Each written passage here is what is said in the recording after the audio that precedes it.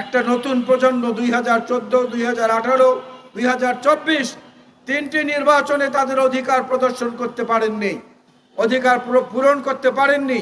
তারা মুখিয়ে আছেন একটা নিরপেক্ষ নির্বাচনে ভোট দেওয়ার জন্য। ওই বাতাসের মতো, ওই নদীর মতো, ওই চন্দ্রের মতো, ওই সূর্যের মতো, সাগরের মতো আমরাও বলতে চাই তাদের অধিকারকে প্রতিষ্ঠিত করার জন্যই আমরা নির্বাচনের কথা বলি। আর একটা কথা বলি, আমার বক্তব্য শেষ করব। আজকে জুমার নামাজ, প্রধান উপদেষ্টা মহোদয়কে বলবো, আপনাকে সহায়তা করতে বিএনপি অঙ্গীকারাবদ্ধ। তার অর্থ এই নয় যা খুশি তাই করবেন, সবকিছু আমরা সমর্থন দিয়ে যাব।